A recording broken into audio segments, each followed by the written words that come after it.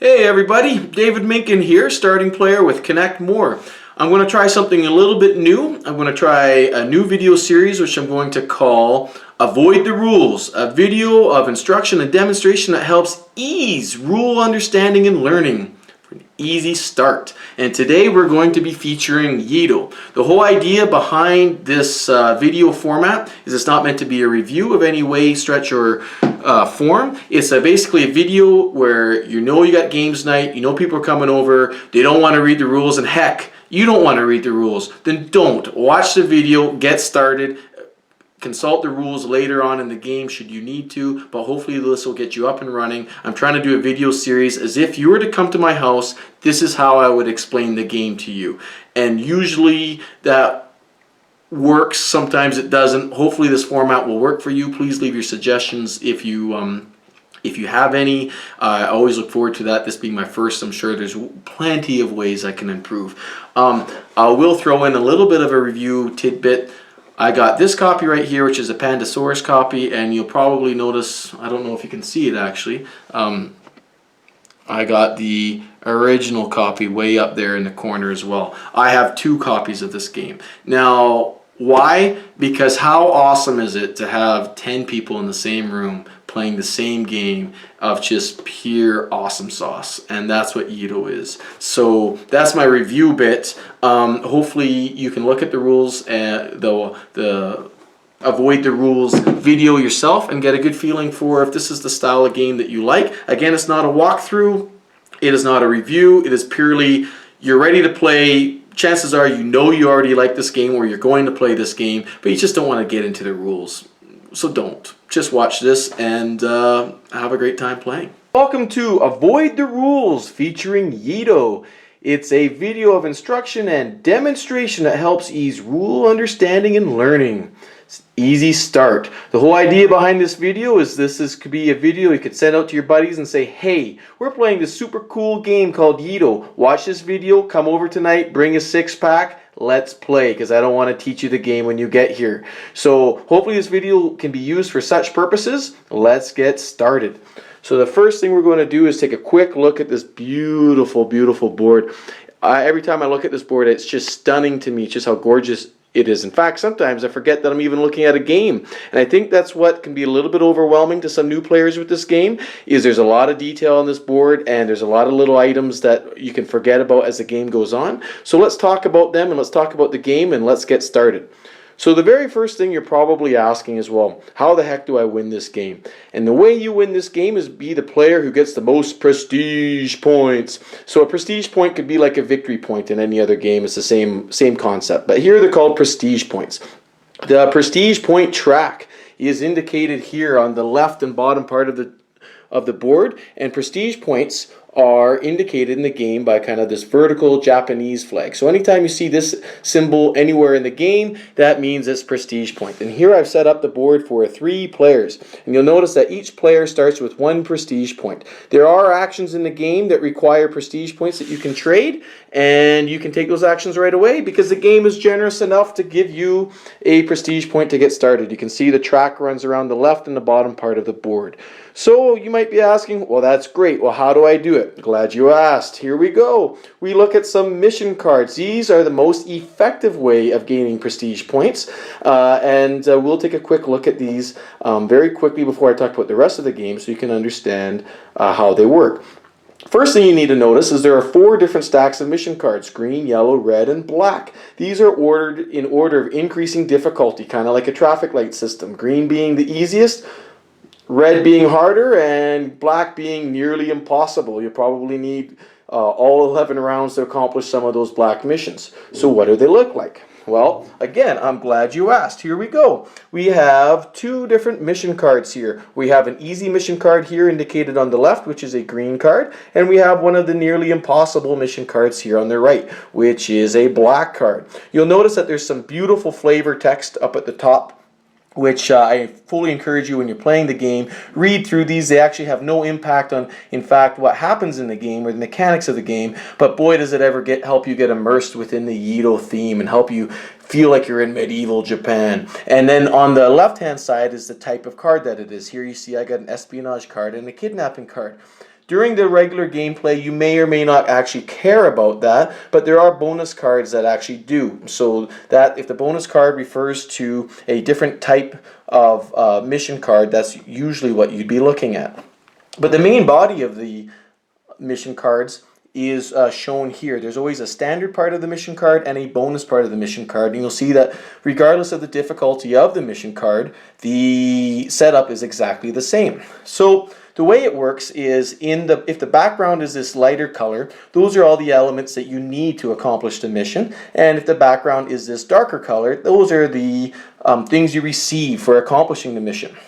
That's for the standard part, and the bonus part is set up the same. Now, in order to accomplish the bonus part of the mission card, you must accomplish the standard part first. So you must have all the elements required to accomplish a mission in the standard part, and if your disciples, which is what your workers are called here in Yedo, if your disciples are feeling extra generous and overzealous, they can go on and accomplish the bonus part of the mission should they choose to. And you would then gain these additional benefits here outlined with the darker background. One thing I should point out with the mission cards is often you need to have a disciple in a particular location, which is usually indicated as the first thing on any one of the missions. And then you have a variety of other things that you need to have. You don't necessarily need to give them up. For example, here, on the black mission card, you need 2 geisha, you need this particular annex, you need 3 different weapons, and for having all of those things, you will get 5 prestige points, 1 action card, and 15 mon. In addition, if you got a worker in this particular location and this additional weapon, you'll get these additional things.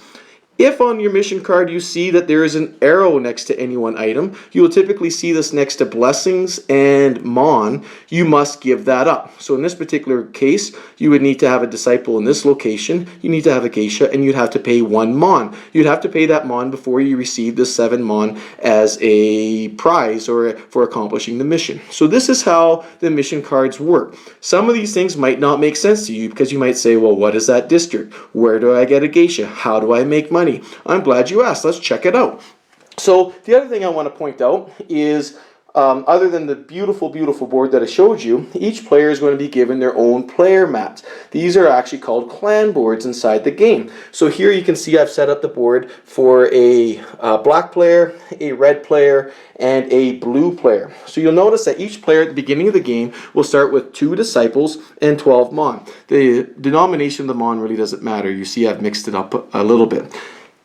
In total in the game, you're going to have 4 disciples that you may or may not have throughout the game. Your other disciples are over here on the board and they're available for you to recruit at a later time. I'll explain that to you later. But the important thing to note here too is on your clan board, you also have this very detailed, excellently written round layout here, indicated here through all the different phases, starting with the prep phase, which you skip in the first round because the game's already set up, followed by the bidding phase, and so on and so forth. So what I'm going to do is the best way to show you how this works is let's go through the round turn together, and I'll show you how everything would work. So first of all, we have the bidding phase. So let's go check out the board one more time. One thing you're going to notice about this board is that you have this river that runs through the board around this way. And this river not only makes the board look very nice and adds a certain little element to the board, it actually separates the bidding elements of the game, which are on the top and right side of the board, from the worker placement or disciple placement part of the game, which is the rest of the board, where you see all of the different districts with the watch patrol there in the center. There's the watch patrol. So it's actually a very, very nice way of dividing the mechanics that will be used throughout the game. So let's first off start with bidding. If we scan along the top, you're going to notice that there's a variety of things that you can bid on. You have the action cards, which are here with orange backgrounds. You have bonus cards, which are typically most effective for game end prestige point scoring. So this is another way that you would score prestige points to help you win the game. And we'll talk about those in a second. And you have the weapon pile, which you can get weapons for to help you accomplish missions. Now you'll notice that each one of these piles actually has a white indicator and a starting bid price of 3 mon, each one of these. In a 2 or 3 player game, you would actually bid only on the color. So we have white, we have things that are colored black, Then we have things that are colored red. So in a 2 or 3 player game, you actually bid on the color. In a 4 and 5 player game, you would bid on each element individually. So if you are the starting player, you would decide which color you want to bid on if you're a 2 or 3 player, or what element you'd want to bid on if it's a 4 or 5 player. So going back to the white section here, which is essentially cards, you'll notice that under the bottom of each card you have what they show here. They show 3 cards, take 1. This allows you to look at the top 3 cards of the deck and take a card of your choosing. The other 2 cards would be put at the bottom of the deck. So each of these work exactly the same way in the white district. Here, for example, you look at the top 3 weapons cards, you take 1 and you put the other 2 in the discard pile in this particular case. Now, moving on to the black district, or the black bidding item. Here you can see that the starting bid is a little bit more expensive. It is 5 mon for both items. And here's where you can acquire or bid for one of the 4 different annexes that exist in the game. The annexes are essentially things that you build onto your clan board, which is over here. And once you successfully bid or acquire an annex, you would put it here in the appropriate spot. Now essentially what this does is during the worker placement phase or disciple placement phase, you're allowed to put a disciple on any one of these annexes and take advantage of whatever the special item is for that particular annex. So here it says when activated you do such and such. So that's what you would do. You put a disciple on there and you'd activate it. One key thing to remember that I always forget whenever I teach this game, and even when I play, because it's buried within this beautiful artwork, each one of these things, should you win the bid, you also get an additional 2 prestige points. You'll see there again we have +2, the little Japanese flag. And again, similarly you can bid on the geishas. This is the one way that you can get some geishas into your clan house, because that always makes for happy disciples when they're hanging out at the clan house. Have some geishas there to take care of them. You can have an additional 2 victory points too if you win the geishas on the bid. Now moving over to, one thing I should point out is you have exactly 3 spots available for geishas on your clan board. So that's where you would put them. Moving on to the red elements, this is a place you can come over to here. And again, your initial bid for both of these items would be 3 mon. This is a particular item where you can bid and recruit more disciples. So you see 2 of your disciples start here in the game, and 2, as I pointed out earlier, start on your clan board. This is another place where you can actually come and get more mission cards. So again, we have the symbology that's quite consistent throughout the game. If you win this particular auction, you can look at the top 3 cards of any one pile and you get to choose one. The remaining 2 cards get put at the bottom of the deck. So that's how bidding works. But one thing I should point out very quickly is before the bid round even starts, we'll zoom in over here, you actually have your bid tokens, which are indicated here. In turn order, and this is the turn order track, so it starts off with black, red, and then blue. In turn order, you go through and you decide whether or not you would like to bid during that round. This is extremely important for you to decide up front, because should you decide to pass, you would slide your marker into this particular spot and you'd also receive 3 mon for doing so. So this is another way, if you find that you're starting to get low on mon and you need some cash to do what you want to do for that turn, well then you could pass on the bid phase, get some cash, and away you go. Then you just give up the opportunity to bid that round. The rest of the players who decide to stay in would continue bidding. Should the player who stays into bid and then decides they don't want to bid later, they can do that. They can drop out of the bidding phase, but they would not receive the 3 mon as if they would have chosen to do so at the very beginning. So that's the bidding phase. One thing that I should point out is most things, actually all things, that you bid on are also available during the worker placement part of the game, and we'll talk about that in a second. So after you complete bidding, the other thing I should mention, which is also great about the bidding phase, is when you start with the starting player, which in this case would be black, as indicated by the starting player track up there. You start with the starting player, he will make a bid, and the bid must be exactly the value is indicated on the board. It cannot be higher than or lower than that value. So whatever your starting bid must be, in this particular case 3, in this particular case 5, and this particular case 3 again. So the starting player would make a bid, then that would be black, and then red would say either increase the bid or pass. If red passes, then blue could make a bid or pass, and then it goes back to black, and black gets trump authority on the final bid. So black would say, suppose for example, black bid 3, red passes, blue bids 5, black would say, okay, I bid 6, and then black would win. There's no round and round until everybody drops out. The first starting player gets the final say on the bid. So then we move, after the bidding phase, we move to what's called the event phase. Now the event phase, there's two things that happen. The first thing you're going to do is you're going to add 3 new weapons to the market. So you see that at the beginning of the game, the market starts off with, the weapons market starts off with 2 weapons. So here you simply would take the top 3 weapons from the pile and you would replenish them.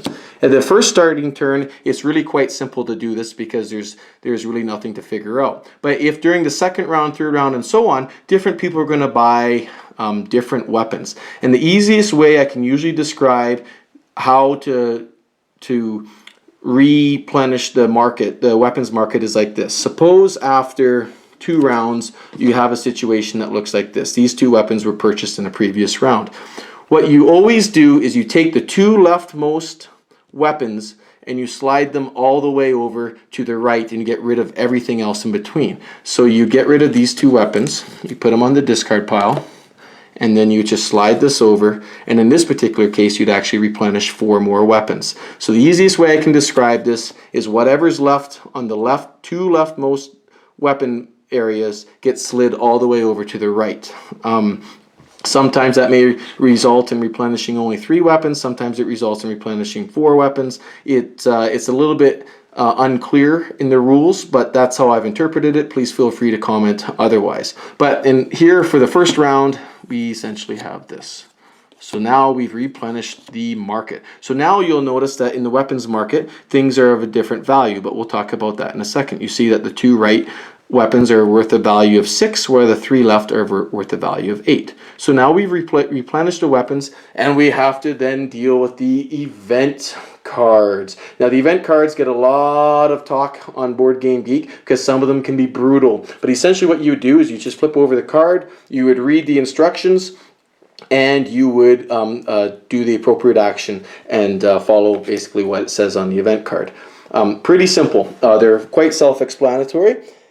Then you move on to the assigning phase. Now the assigning phase is where in player order you place 1 disciple at a time, which again is your worker, anywhere on the board, which is, as I described before, the worker placement part of the game takes place on the south and western parts of that river. So why don't we describe all the different places you can place your worker right now, and so you can get a feeling for what these actions will give you. We will start here in the, I always forget the names of these districts.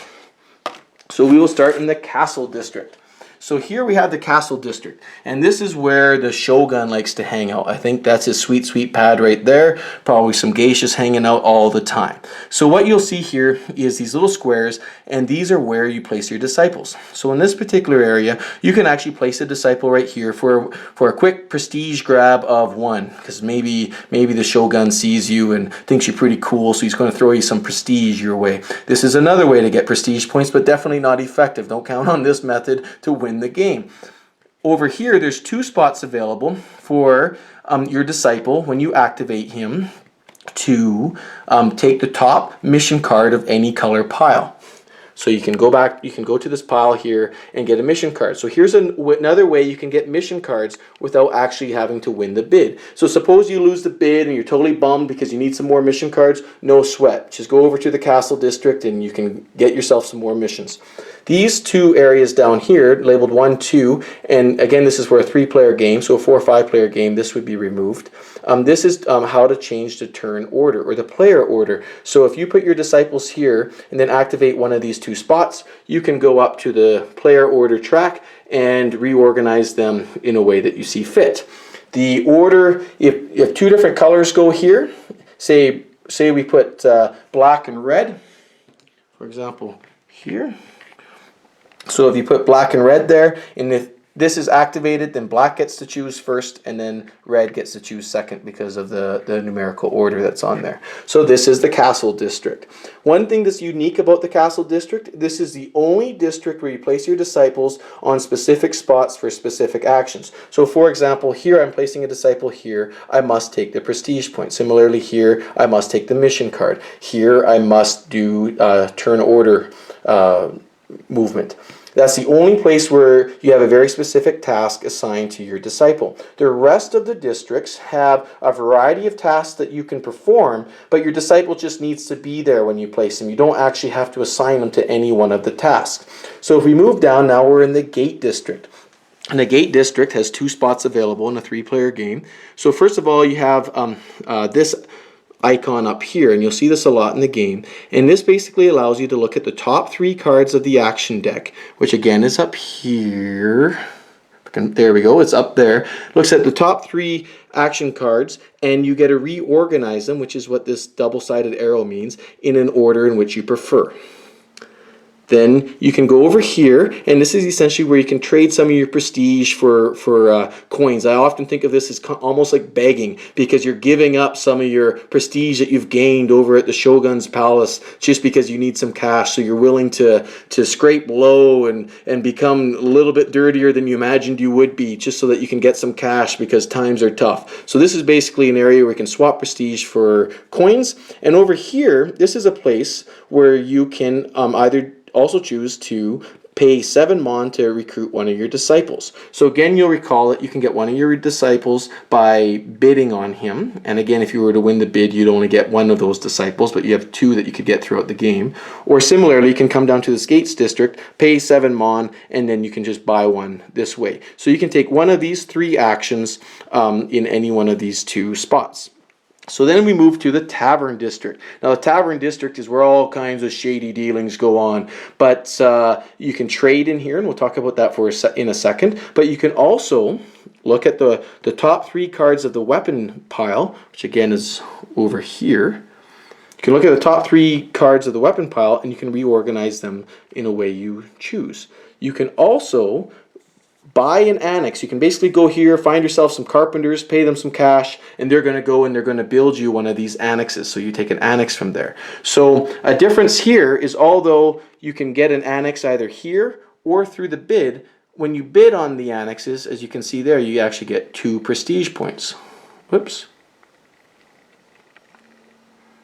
Whereas if you buy them here, you just get the annex of your choice. So you see it's a very generic looking symbol there. So that's the Tavern District. Moving on to the Harbor District. The Harbor District, unlike the Gate District and opposite to the Gate District, instead of trading prestige points for Mon, which you did in the Gate District, here we go the reverse way. We're going to buy prestige points. So, you know, who says you can't gain prestige with a little bit of cash? And that's exactly what we're going to do. You will buy prestige points at these different ratios. You can either buy 1 prestige point at a cost of 4 Mon, or 3 prestige points at a cost of 9 Mon. The other thing you can do is you can look at the bonus card deck, which again here is the purple deck. And you can shuffle the top 3 cards. You can look at the top 3 cards and you can reorganize them in a way that you choose. And if you're feeling a little bit greedy and perhaps a little bit corrupt, you can go over to the church and you can steal the money that's inside the church if you need a little bit of cash. So that's another way to generate some income within the game. You'll notice that the game starts with 3 Mon.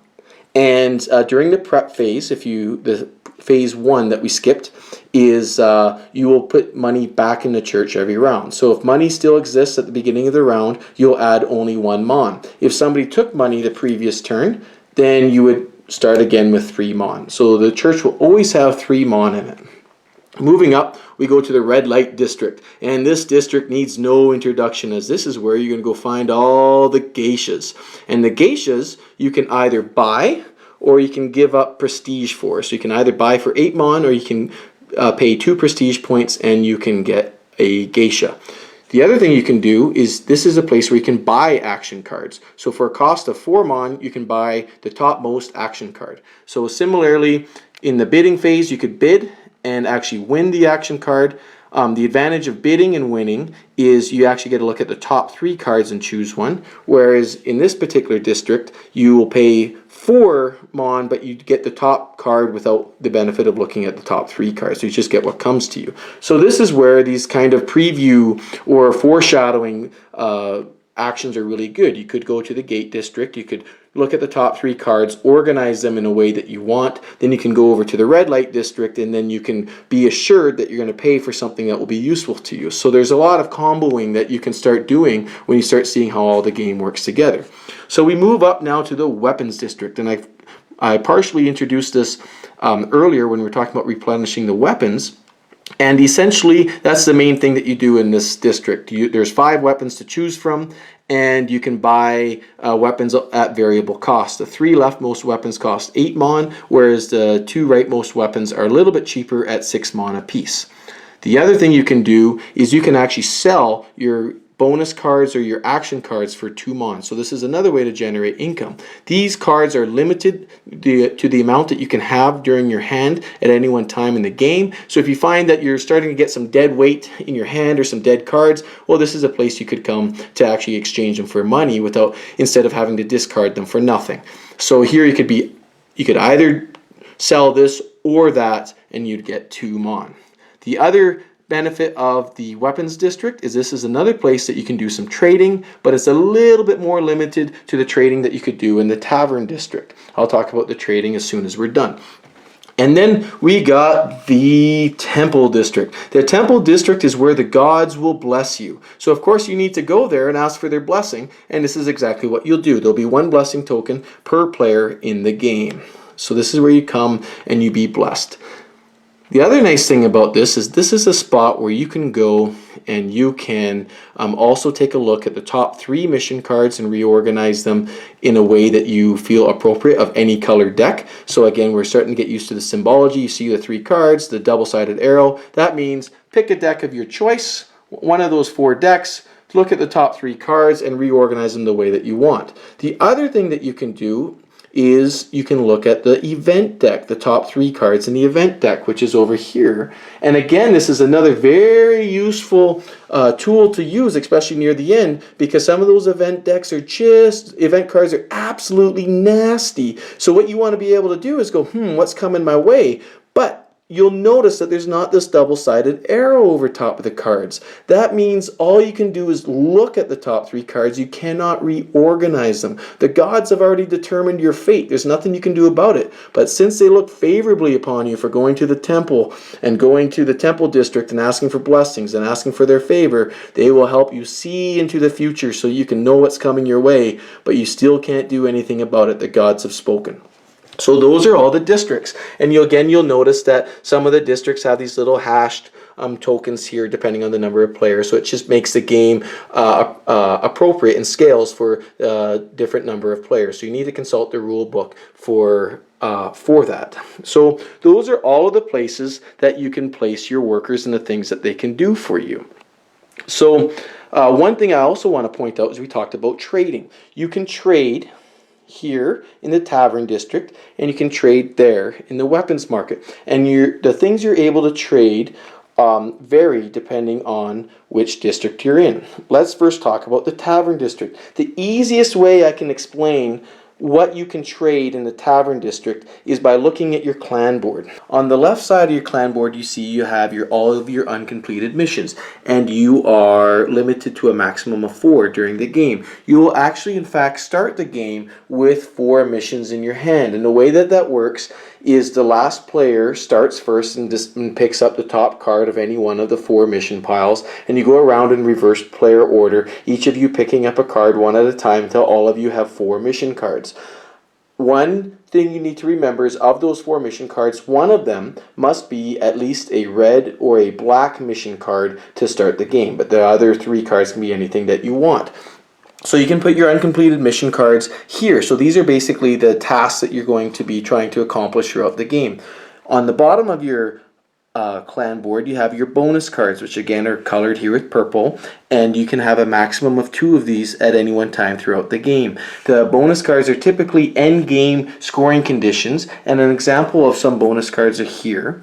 And you can see, for example, here, this bonus card lets you, if you own the most geisha at the end of the game, you'll get 4 prestige points. The number in parentheses means you'll get 2 prestige points if you tie with any one or more players for this particular task. So this is another way in which you will achieve victory points, and this is typically at the end of the game, and you go through and score your bonus points. So this is something that you want to think about as well, because these are important game-ending scoring conditions. But you can only keep 2 of these at any one time in your clan board. You can also have action cards, and action cards are much more effective during the play of the game to help you impact what goes on during the game. And you can keep a maximum of 3 at any one time on your clan board. All of these items, your uncompleted missions, your bonus cards, and your action cards, all of these items must be kept face down so other players cannot see them. But over here where you keep your weapons, where you can keep a maximum of 4 at any one time, you keep those face up. And that makes sense, because if you're living back in medieval Japan, you want everybody to know how powerful you are. So you want to show off your shurikens and your poisons and all that other good stuff. You want people to know just how lethal you are. So these things are kept face up. And once you complete a mission, you will take it from your uncompleted mission side over to your completed mission side. And there, of course, that's unlimited. Of course, the more you complete, chances are the better off you're going to do during the game. Now, the reason why I was discussing the clan board right now is because I want to discuss what you can and cannot trade in both the Tavern District and the Weapons District. The other thing in your clan board here is I'm keeping my disciples and I'm keeping my mon or my money. I also have a spot for 1 blessing, and these spots are your limitation throughout the game. So at any one time you can only have 1 blessing, and you can only have 3 geisha kicking around the house. And frankly speaking, 3 geisha is probably too much. Heck, just having 1 woman around the house is hard enough for me to keep track, let alone 3. So if you got 3 geisha running around the house, yes, you probably need more than just 1 blessing, but that's all you get. But you can also build annexes onto your clan board, and I described these earlier. And essentially, if you get an annex, whether you bid for it up here or you purchased it down in the tavern space, whether you got it in one of those 2 ways, then you can add it to your clan board like so. So what I would do is I'd take this particular annex, for example, and I would just add it like so. Once I've done that, now this annex becomes a place where my disciple can go during the worker placement phase, and then when you activate your disciple, you just take advantage of whatever it tells you to do. So here you see this particular case, you can look at the top 3 cards in the weapon or weapons just to see what they are. You can't take them, but you can just have a little bit of foresight when you go. So this is how your player board is set up, or your clan board. Now what's important, the easiest way I can describe this is when you are in the Tavern District and you are trading with another player in a Tavern District. So this is very important. So during the trading phase, you need to make sure that you are at the same spot, because that makes sense. You can't trade with a guy if you're sitting over here at the bar and he's over robbing the church. You need to be together, swigging back some beers and talking about your geishas and your money, and trying to figure out something that works best for you. So if you're in the Tavern District, you can essentially trade anything along the bottom and this side and the left side of your clan board. And what you can trade weapons, you can trade action cards, you can trade bonus cards, you can trade uncompleted mission, and you can also trade your geishas. You cannot trade any of your annexes, and that makes sense. They're built, they're structures. You can't trade parts of your house, trade your kid's room for someone's rec room. The other thing is you cannot trade blessings, because the gods have blessed you, and that's the non-transferable item. Whereas all these other things that are considered transferable items, and you can just use common sense for any one of these things, can be traded. And it's a very described as a Settlers of Catan style trading, with one exception. You really don't know what you're trading. Oh, I should also add, you can also trade money or currency as well. You cannot trade your workers. So if you keep your money down here, the easiest way I can describe it is anything along this area can be traded in the Tavern District. Now, you cannot show people any one of these cards. You can just say, you know what, I think that this card will be of a benefit to you, or I think that you might like this card. And you can make those inferences based on their weapons or if they might need some geishas, you might say, I think you might need this geisha, but you cannot show them the card. And this is an excellent opportunity just to screw the next guy, which is awesome. But make sure you don't screw him too early in the game, or then he might cut you out from things that you need later in the game. So those are things that you can trade in the Tavern District. The Weapons District is a little bit more restrictive in your trading, and in that, you can really only trade weapons and cash. You cannot trade any of the other things in the weapons district. So that makes sense. So if you want to go to the Tavern District, get drunk and trade away all kinds of crazy stuff, go nuts. But in the weapons district, it's a little bit more serious there, and only weapons are available for trade. So hopefully now the clan board makes sense, and all of the different areas on the board make sense to you. So that's the assigning phase. So it's important to be thinking about what you might want to be trading, because although you have the assigning phase as step 4 is indicated here, the trade phase is not until step 6. You're going to want to make sure that you're in the same district as the guys you want to trade with during the assigning phase, so that when you get to the trade phase, you're in a position to do so. So that's something to keep in mind. Then, after you've assigned all your disciples one at a time in turn player order, you go to the watch patrol phase. And this is a pretty neat part of the game that I find pretty exciting. So the watch patrol is this guy that stands in the middle of the board, and he just basically patrols all of the different districts. The way the watch patrol is decided is at the beginning of the game, you'll take this token here and you flip it, and you see it landed on red. So then you would take the red watch patrol. On the other side, you also have blue, but in this particular case, it was red. So we take the red watch patrol, and he starts in the gate district. So we put him right there. And my apologies to those of you at Falcon. I was starting them in the castle district all the time. He starts at the gate district. And the red is just there to remind you that this guy is going to move in a clockwise fashion following the red arrows. If he was blue, he'd be moving in a counterclockwise fashion to do the arrows. So the watch patrol is always going to move one district over. That is his default movement. And then there's an opportunity for people to influence his movement. So some people might have action cards that might tell him to, hey, no, you go back or you accelerate forward. You might have options to do that.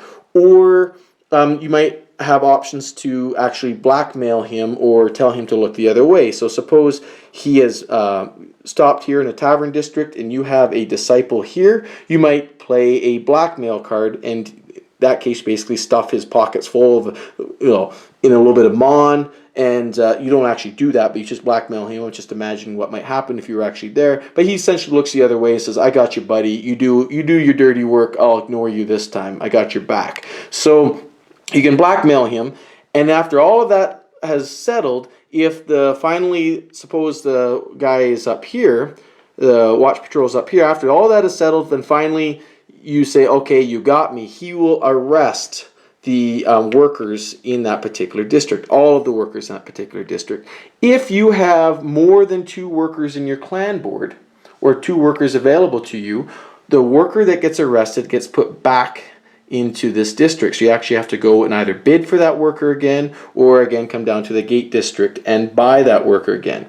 If you only have 2 workers available to you, you will get that worker back. So the only real disadvantage there is you don't have to go get that worker again, but you've essentially have lost that turn. So that's the watch patrol. So you always have to be careful of what he's doing, but it's carefully color-coded so you can keep in mind which direction he's going to be going. After the watch patrol phase, we do the trade phase, which I've already described. And again, you see in the weapons market, you can trade weapons and mon. In the tavern, you can trade cards, which are any card, any of these missions, bonus, action cards. You can trade your weapons. You can trade your geishas, and you can trade your mon. I bet you the geishas don't feel very good about that being traded around to all these clan houses. By the end of the game, the geishas have pretty much been in every clan house, and probably don't want much to do with them after that. But poor geishas, that's just not the life. And so then after that, what you have is finally have the action phase. And the action phase is then when you're going to go and take your disciples, and it's what's called activating. So you would take a disciple off in any order that you want, as long as it's in turn order, and you would take the action associated with that particular disciple. So that's pretty simple. One thing I should mention is when you activate a disciple, that's also how you complete missions. So if we go back to this mission card these mission cards I was showing you earlier, now we're a little bit more familiar with some of these symbols. So you see, for example, this black mission card, you see that there are two districts located on here. You have the weapons market and you have the palace district or the castle district. Here you would need to have a disciple in both of those districts to meet these requirements. Now, in order to activate this card, or in order to accomplish this card, you must activate the disciple here or here, not in both. So if suppose you wanted to buy a weapon and you needed to use a disciple here for a weapon, you could activate the disciple here, and that disciple would be returned back to your clan board, as provided you have everything else to accomplish that mission. You do not have to return both, just one. In this particular case, in the green one, you would have to activate this one because you don't have an option. And so in addition to that, then you'd also need to have 2 geisha on your clan board. You would have to have this particular annex. You'd need to have that annex. You need to have these 3 weapons in your clan board. And again, you do not return these. You just need to have them. In order to have all of that, you would receive 5 prestige points, 1 additional action point, action card, and 15 mon. In addition to that, if you had a disciple in the temple district, and this, what is this? Some kind of, air dart kind of where I can just imagine someone sitting up in a tree and, shoot a tranquilizer down on you and, get you. You didn't even know he was coming. Poof, you get him. Then in addition to that, then you would get 1 additional action card and 5 mon. Now, what the important thing to notice is here, you can activate a disciple in either the temple district or the weapons market district. You cannot activate the disciple in the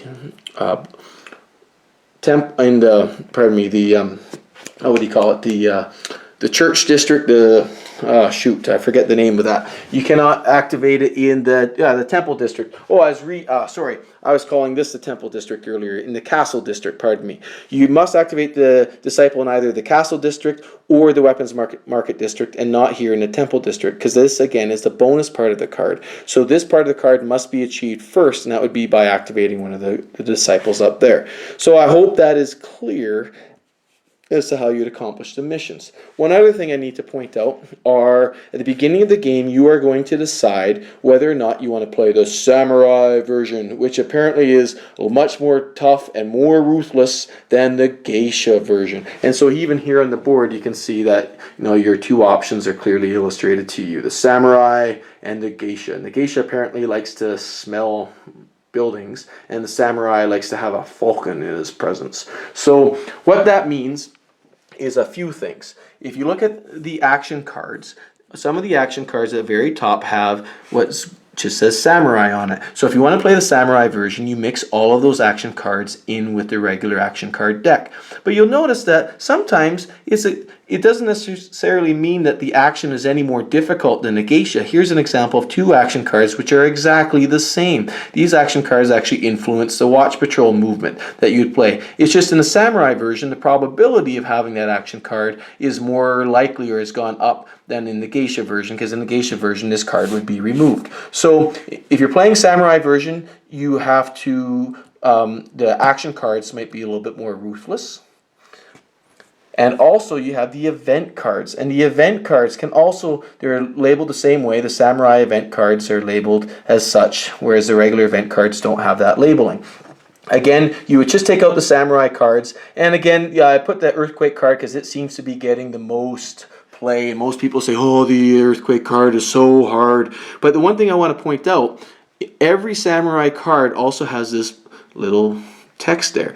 Each player may choose to return his blessing counter to the temple to avoid either losing 1 annex or 1 disciple. So one thing about playing the samurai version of the game is you always have this option of returning a blessing so that the event card is not as harsh on you. So this is one way to help mitigate these bad events that occur to everybody. It's kind of like an insurance card. So I highly recommend that you keep some blessings or try to be blessed at all times when you're playing samurai. Whereas typically in the regular version of the game, you don't have those options. So there are good events, there's bad events.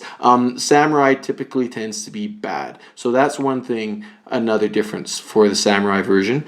One of the other additional differences is when you're playing the game, here if we look at the round counter, you have from 1 through 11 rounds. If you're playing the geisha version, here you see that the watch patrol has a cross through him. That means for the 11th and final round, the watch patrol is no longer in effect. So this lets players to basically plan for their last move and to basically not have to worry about where the watch patrol is and whether or not they'll be able to achieve their big missions. The samurai version, you leave the watch patrol in for the 11th round, so you actually have to plan for the watch patrol. The other difference in the samurai version versus the geisha version is at the beginning of the game, each player gets to also pick one action card so that they can start off with. In the rules, if you're playing the geisha version, you essentially just pick the top action card off the deck, and that's going to be your action card for the rest of the game. In the samurai version, you get to choose 3 action cards off the top of the deck and then pick one.